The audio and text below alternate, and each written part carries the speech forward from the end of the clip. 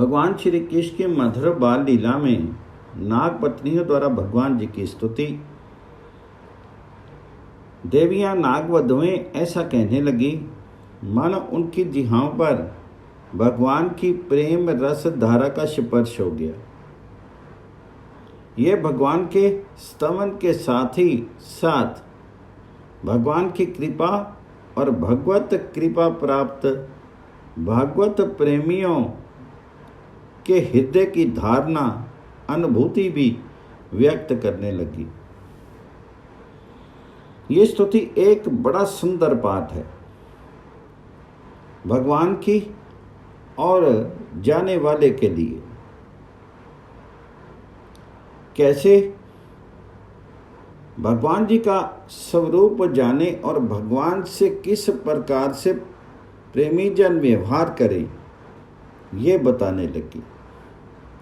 नागपत्नियां बोली, महाराज ये तो सर्वसिद्ध बात है कि सब जानते हैं कि आपका ये अवतार हुआ दुष्टों के दमन के लिए, दुष्टों को दंड देने के लिए। जो अपराधी हों उसे दंड देना उचित ही है। खल निग्रह के लिए आपका अवतार है, लेकिन महाराज आपके दंड औरों के दंड में बड़ा अंतर है। दूसरे लोग किसी को दंड देते हैं तो वह दंड देते हैं शत्रु मान करके, उसके प्रति मन में विपरीत बुद्धि रख करके। पर आपका दंड कैसा है कि जैसे भी बच्चे को मारे, जैसे बच्चे को मारे ऐसा दंड है आपका। कभी माँ स्नेह भरे हृदय से बच्चे को दंड दे, बच्चे को डांटे तो वह दंड है या स्नेह धारा है। दूसरों के मनों में तो शत्रु और पुत्र में भेद है, पर आप में शत्रु और पुत्र का भेद नहीं है। आपके मन में सभी के लिए अति प्रेम है, जैसे पुत्र के प्रति माता की पिता की स्वाभाविक स्नेह धारा बहती है।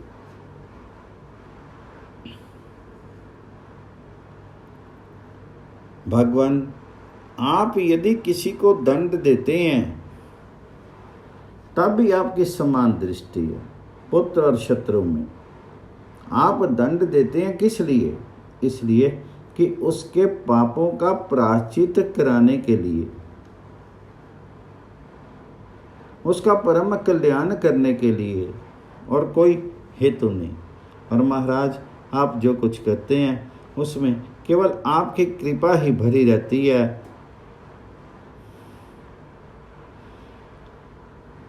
अनुग्रहो अयम भावत कृतो ही नो।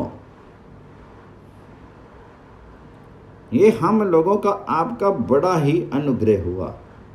अर्थात भगवान के द्वारा जो कुछ भी हमारे लिए विधान होता है वह प्रत्येक विधान हमारे मंगल के लिए होता है। भगवान मंगल में हैं, भगवान सर्वज्ञ हैं, भगवान सर्वशक्तिमान हैं, भगवान निर्मांत हैं और साक्षात भगवान हमारे सुहृद हैं।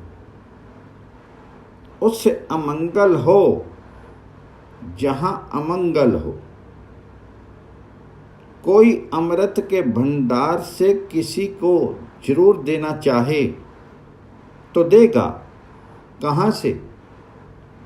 जहर किसके पास है ही नहीं, जहर देगा कहाँ से? प्रभु मूर्ति कृपामयी है। मंगल में भगवान, कृपा में भगवान कृपा ही करते हैं। ना तो उनसे भूल होती है कि कृपा करते करते कहीं भूल कर अकृपा कर दें, और किस बात में हमारा मंगल है इसको ना समझें, ना जाने, और जान कर ना जाने। वे सर्वज्ञ हैं, सर्वशक्तिमान हैं, निर्भ्रांत हैं और सहृद हैं। वे कहते हैं भगवान आपका हम लोगों पर अत्यंत अनुग्रह हुआ।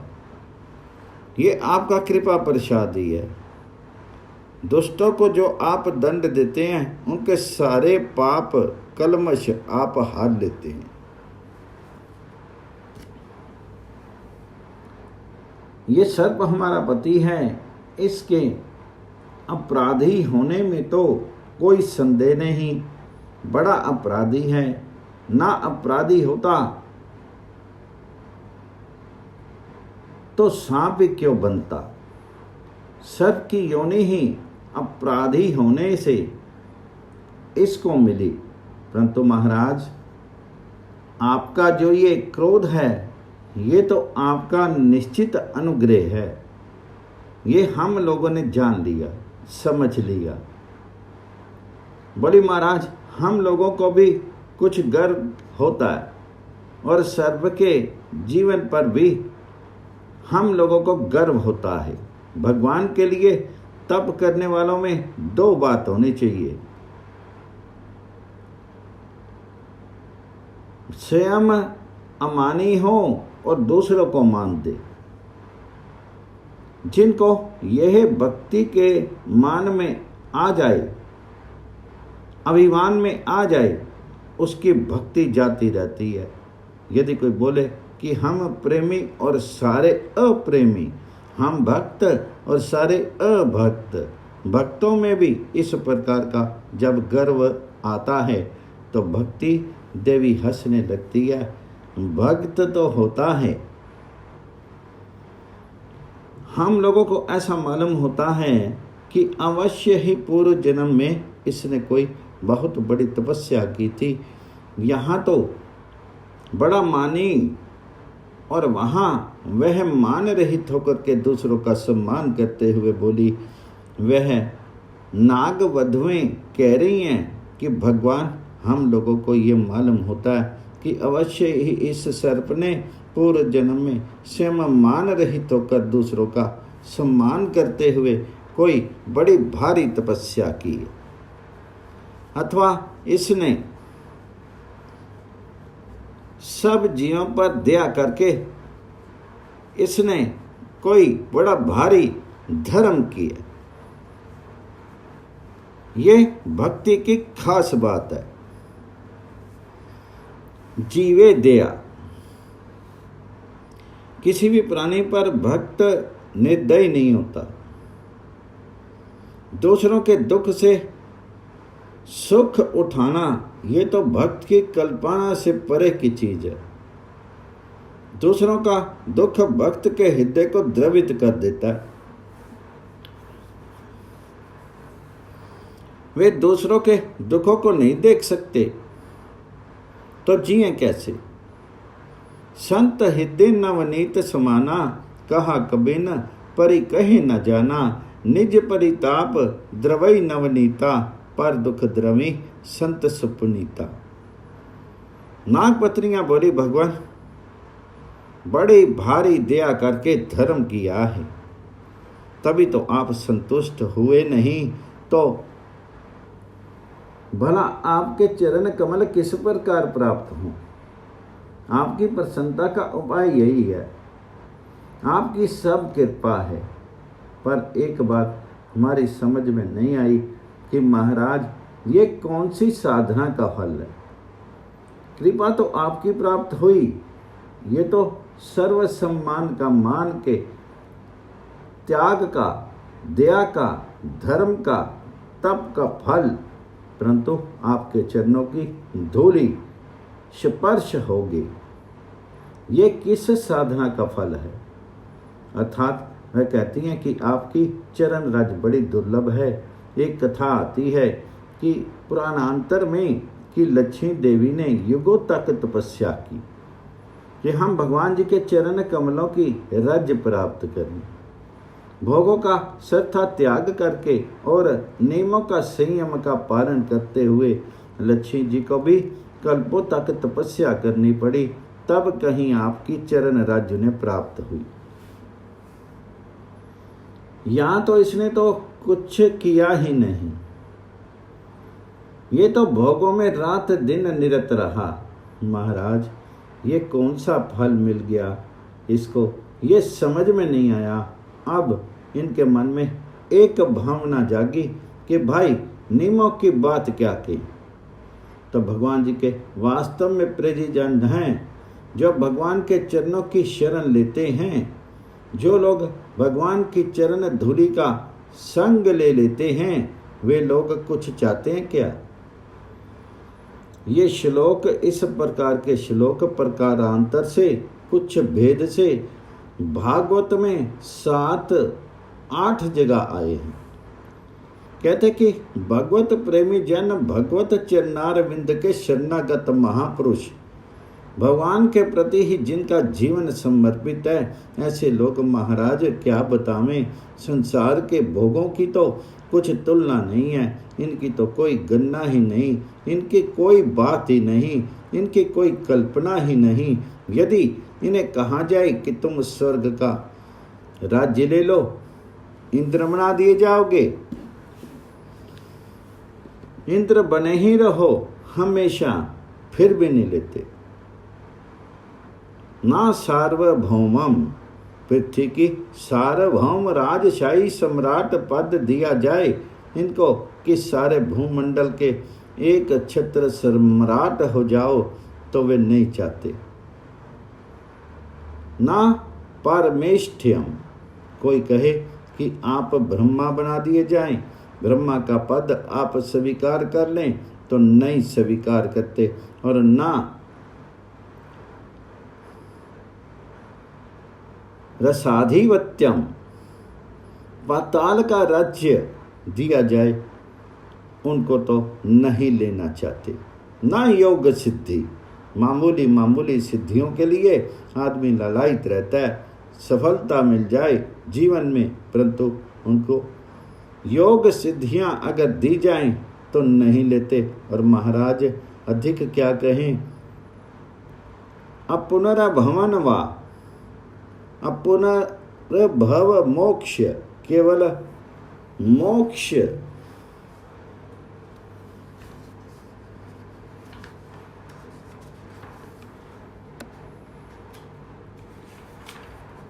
जिसको प्राप्त करने के बाद फिर लौटना नहीं होता, जन्म नहीं होता, इस प्रकार का मोक्ष दिया जाए तो ना वांछन्ते, नहीं चाहते, स्वीकार नहीं करते।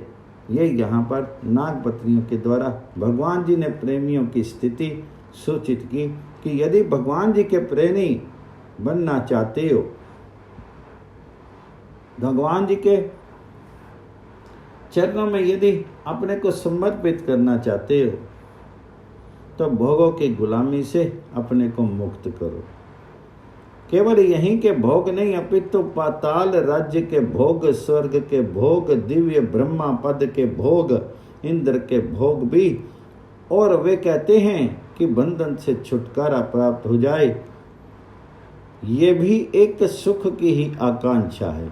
इसलिए मोक्ष भी एक भोग ही है। इसलिए प्रेमी जन मोक्ष भोग का साथ नाम लिया करते हैं।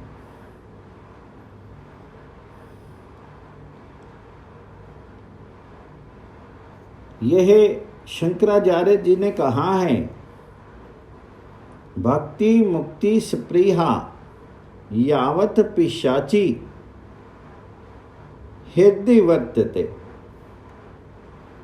मुक्ति और मुक्ति की पिशाची स्पृहा जब तक हृदय में रहती है तब तक प्रेम के अंकुर का उदय नहीं होता। नागपत्नियां कहती हैं कि भगवान जो भागवत प्रेमी जन हैं वे आपकी चरण राज्य को छोड़ करके किसी और वस्तु को नहीं चाहते। न पाताल का राज्य, न स्वर्ग का राज्य, न ब्रह्मा का पद, न सार्वभौम राज्य, न अपुनर्भव मोक्ष, न योग की सिद्धि, और कुछ भी नहीं चाहते। वह तो केवल और केवल आपके चरणों की ही निरंतर अनुरक्ति चाहते हैं। चाहे कुछ भी हो, हम कहीं भी जाएं, परंतु चरणों में प्रीति बनी रहे, चरणों का प्रेम बना रहे। नागपत्नियां स्तवन करने लगी, बोली, भगवान आपके चरणों में हम प्रणाम करती हैं। आप अनंत और अचिंत्य ऐश्वर्य के नित्य समुद्र हैं। खजाने हैं, आप सबके अंतःकरण में विराजमान हैं, तब भी आप अनंत हैं। आप समस्त प्राणियों के सारे पदार्थों के आश्रय हैं और वह पदार्थ भी आप ही हैं। आप प्रकृति से परे स्वयं परमात्मा हैं। सब प्रकार के ज्ञान और अनुभवों के आप भंडार हैं। भगवान, आपकी महिमा और आपकी शक्ति अनंत है। आपका स्वरूप निर्गुण निर्विशेष की स्थिति नहीं है। कहते हैं आपका स्वरूप अपराकृत है। ये शरीर पांच भौतिक नहीं, दिव्य चिन्ह में है। प्राकृतिक गुणों और विकारों का स्पर्श आपसे नहीं होता। आप स्वयं ब्रह्म हैं। हम आपको नमस्कार कर रही हैं। आप प्रकृति में शोभ उत्पन्न करने वाले स्वयं काल हैं। आप काल शक्ति के स्वयं आश्रय हैं और काल के क्षण कल्प आदि जो सारे अव्यय हैं, इनके साक्षी भी आप ही हैं। आप विश्व रूप होते हुए भी इससे अलग इसके दृष्टा हैं। आप इसके बनाने वाले तो हैं ही, पर बनने वाले भी आप ही हैं।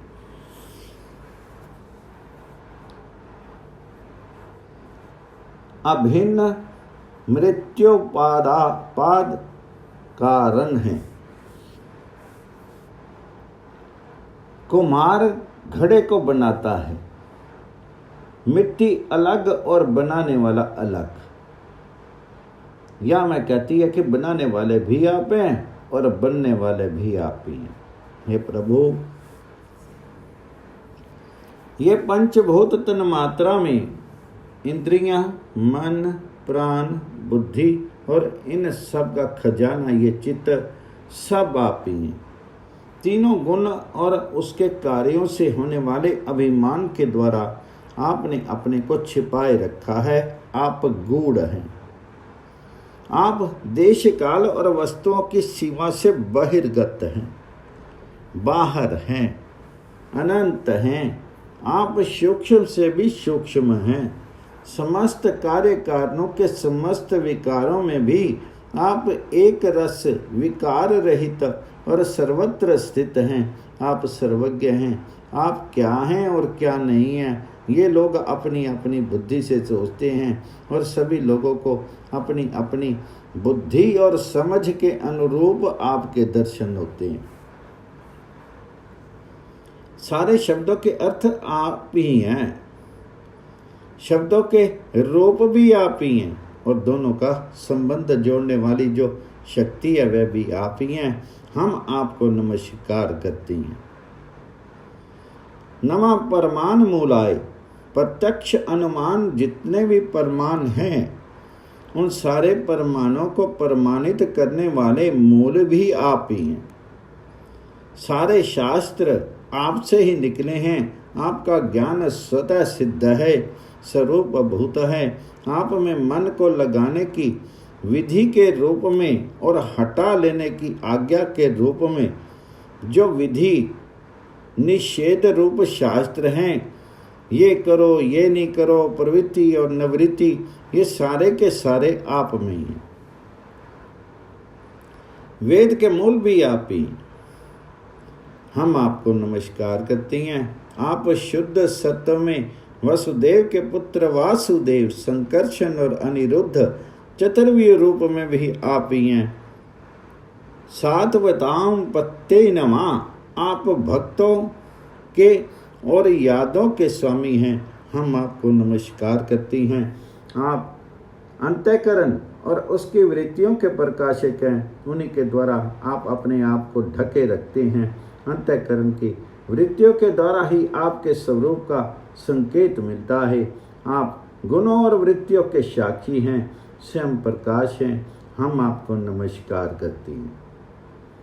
आप मूल प्रकृति नित्य विहार करते हैं और सारे स्थूल तथा सूक्ष्म जगत की सिद्धि भी आपसे ही होती है।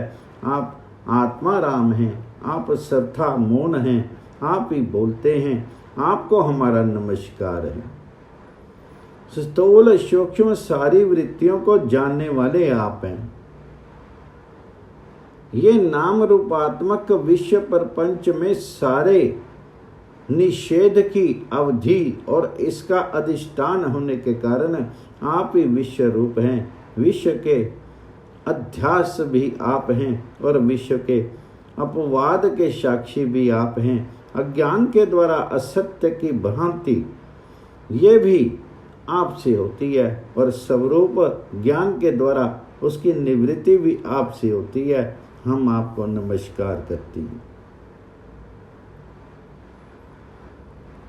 भगवान, आप में कर्तापन नहीं है, आप कोई कर्म नहीं करते, आप निष्क्रिय हैं, तथापि अनादि काल से शक्ति को स्वीकार करके आप ही प्रकृति के गुणों के द्वारा इस विश्व की स्थिति, उत्पत्ति और प्रलय भी करते हैं। आपकी लीला अमोघ हैं, आप सत्य संकल्प हैं, इसलिए जीवों के संस्कार रूप से छिपे हुए स्वभावों को आप अपनी दृष्टि से जागृत कर देते हैं।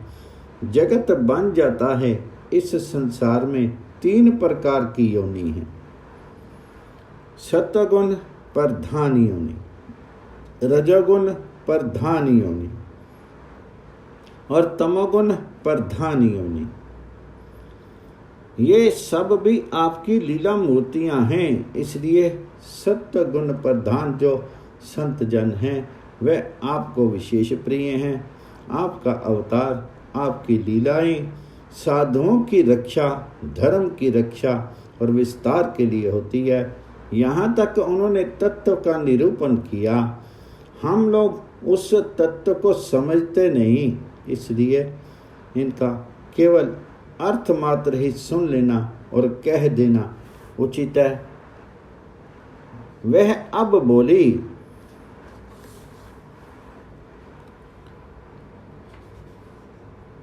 उनका हृदय अत्यंत दीनता से भर गया, आंखों से आंसुओं की धारा बह चली। भगवान की महिमा भी उनके हृदय में प्रकट हो गई। भगवान की कृपा भी उनको प्रत्यक्ष दिखाई देने लगी। भगवान के चरण स्पर्श प्रसाद को प्राप्त करने वाले कालिय नाग का भाग्य महात्म भी उनके सम्मुख जाग उठा। दीन भावों से वे अपने हृदय को परितृप्त करती हुई बोली, शांतात्मन, स्वामी को अपनी प्रजा का अपराध फिर भी सह लेना चाहिए। ये मूढ़ है, मूर्ख है, ये आपको पहचानता नहीं, इसने आपको जाना नहीं, बिना जाने इसके द्वारा ये अपराध हुआ। गर्व उन्मत्त था ना। जब मनुष्य में गर्व भर जाता है उस समय ये भूल जाता है कि क्या करना है और क्या नहीं करना है। भगवान ये भूला हुआ है और भूला हुआ हमेशा दया का पात्र होता है।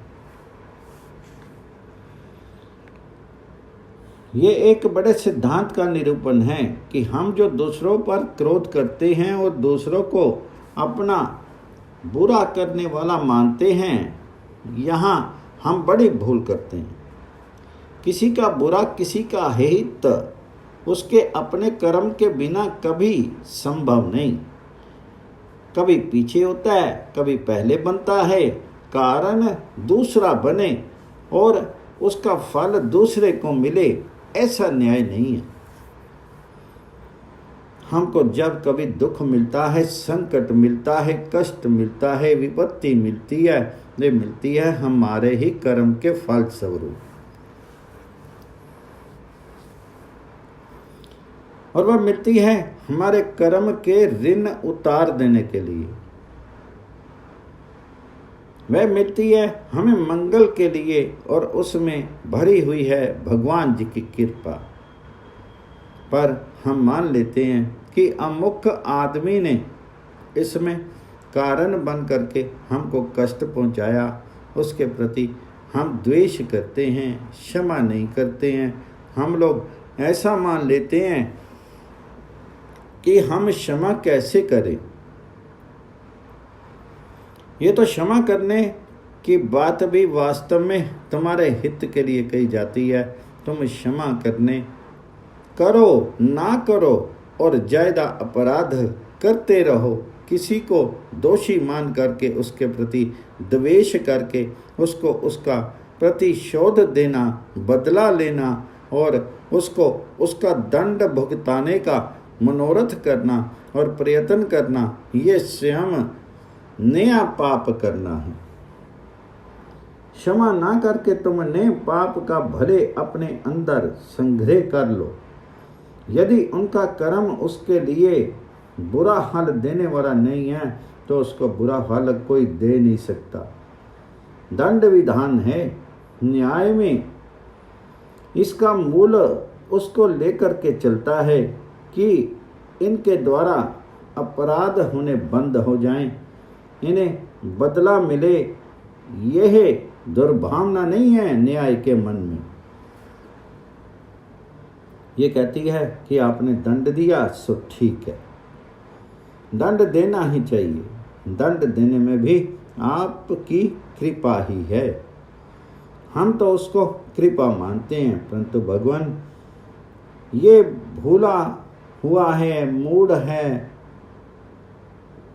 इसने भगवान को पहचाना नहीं, हमको जाना नहीं, तुमको जाना नहीं, तुम्हारा सारा मंगल में विधान है, यह इसने समझा नहीं, ये मूढ़ है। मूढ़ कौन है?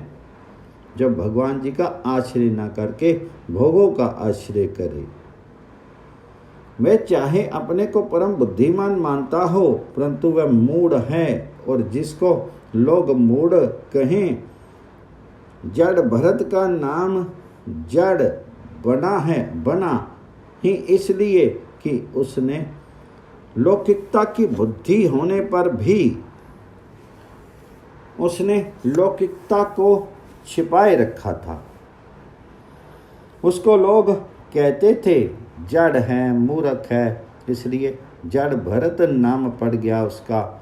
लोग मूर्ख कहने लगे, मूर्ख नाम बन गया उसका, मूर्ख अधिराज। ये कहने लगे कि महाराज ये मूर्ख है। इस मूर्ख ने जीवन का असली नाम समझा नहीं, असली चीज जानी नहीं, जीवन में क्या करना चाहिए ये पहचाना नहीं। दंड दे करके आपने सावधान किया, बहुत अच्छा किया, आप इसके अपराध को क्षमा कर दीजिए। भगवान तो क्षमा ही करते हैं। भगवान यदि दंड देते रहते तो कर्मों से कभी छुटकारा मिलने का अवसर ही नहीं आता। लेकिन भगवान के न्याय में दया भरी हुई है।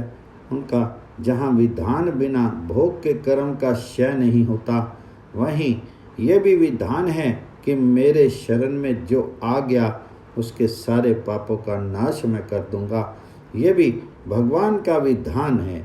इसलिए किसी को निराश होने की आवश्यकता नहीं है। कोई भी आदमी ये ना समझे कि मैं साधनाहीन हूँ, मेरे में पाप है, मेरे में अंधकार है। भगवान तो अपनाएंगे जो अधिकारी हैं उनको, मुझको कैसे अपनाएंगे ये कभी नहीं समझे।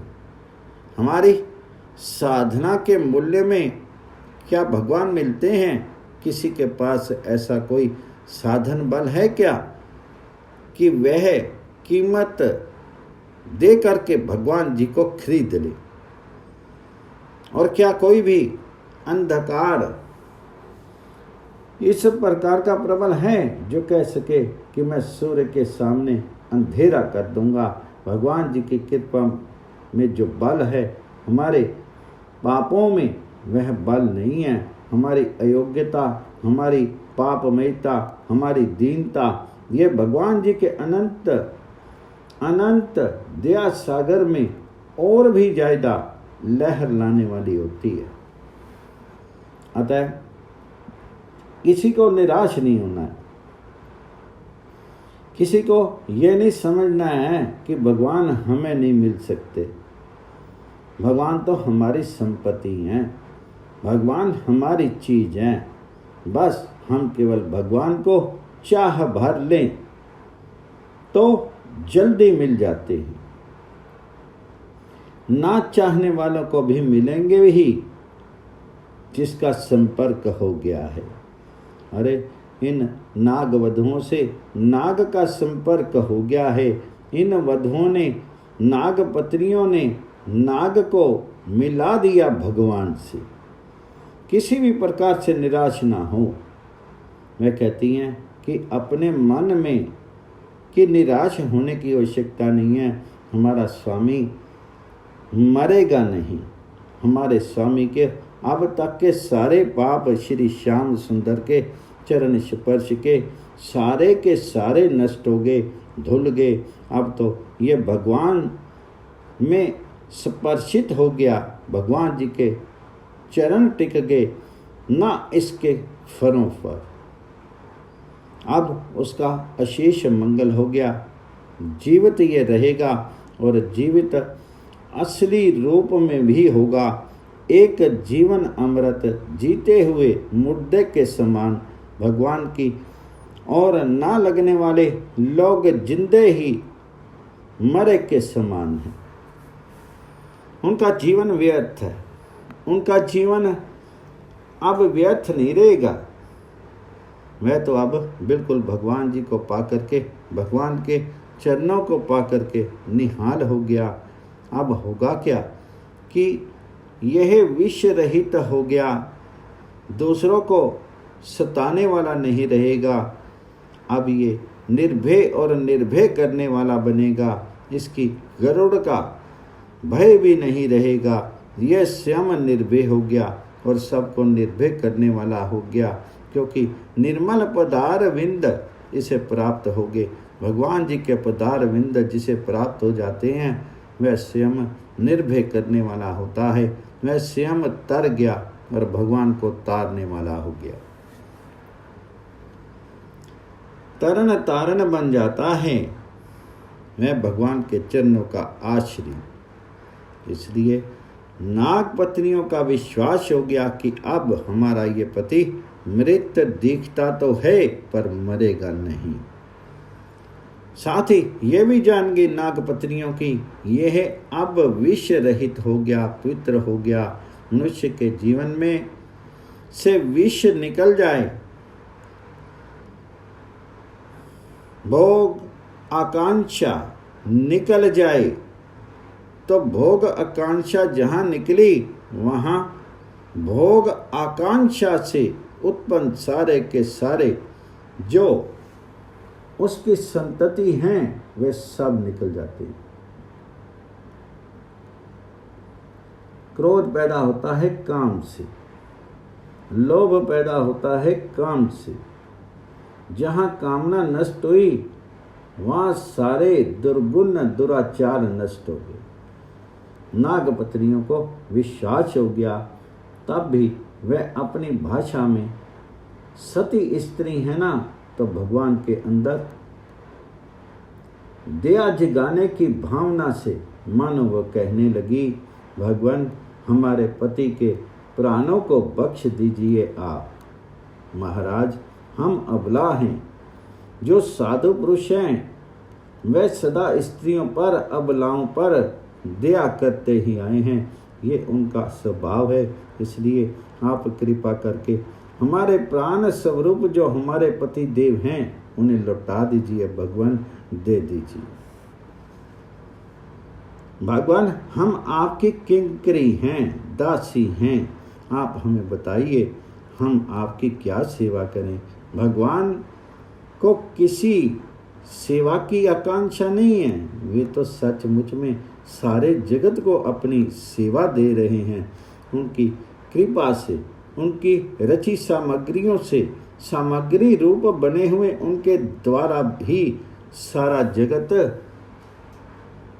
संवर्धित सेवित होता है। परंतु भक्त चाहता ये है कि भगवान की सेवा हमें मिले। जहाँ प्रेमी जन भगवान जी की सेवा करना चाहता है वहाँ भगवान के अंदर भी सदा प्राप्त करने की कामना जग उठती है, भगवत रूप की कामना। इसके लिए किसी के द्वारा रोक नहीं करवाने वाले भगवान सेवा कराते हैं। भगवान से किसी ने बदला ना पाया हो ऐसा कोई सेवक संसार में नहीं है। दिया क्या और पाया बहुत ज्यादा। भगवान जो देते हैं वे देते हैं अपनी हैसियत से और हम देते हैं अपनी हैसियत से। अरे किसी बहुत बड़े सम्राट के पास कोई जावे जहाँ पर हल्की चीज है ही नहीं और उसे देने वाला लेकर जाएगा वही बड़ी हल्की चीज, उसके पास वही है। पर अगर वह लेने वाला संतुष्ट होगा तो वह देगा अपनी हैसियत से, वह हल्की लाएगा कहाँ से।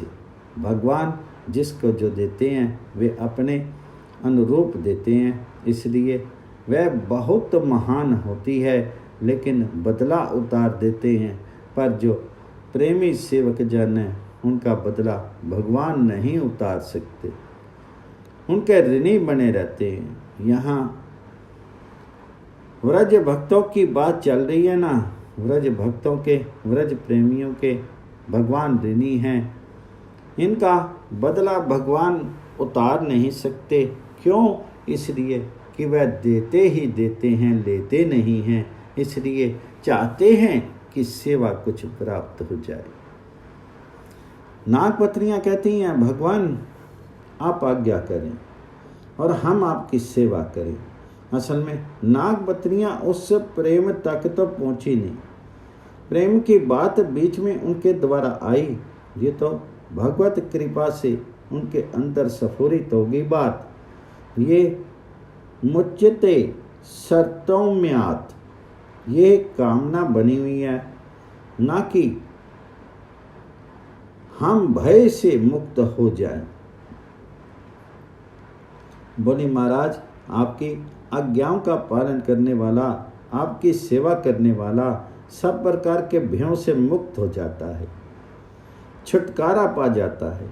इसलिए आप आज्ञा करें कि हम आपकी सेवा करें तो हम भी भयों से मुक्त हो जाएं। यही कहा ना, प्रेमियों को भय नहीं रहता। वे तो भय विषाद के राज्य से बाहर चले जाते हैं, जहाँ भय नहीं, शोक नहीं, विषाद नहीं और इनके मूल कारण काम, क्रोध, लोभ आदि नहीं रहते। परम दिव्य रस धारा जहाँ बहती रहती है, इस प्रकार के दिव्य साम्राज्य में पहुँचे हुए जो लोग होते हैं वहाँ भय की कल्पना नहीं है। लेकिन अभी इन बेचारियों को दिख रहा है कि ये तो बेसुध है, अभी तक वह हिल डुल नहीं सकता। उसकी ओर देख करके कहने लगी महाराज आज्ञा करो कि हम सेवा करें, क्योंकि आपकी सेवा करने से ही सेवा करने वाले भय से मुक्त होते हैं। इस प्रकार जब नाग पत्नियों ने भगवान जी की स्तुति की तब भगवान जी ने दया करके उसे छोड़ दिया। बोलो कृष्ण भगवान जी की जय।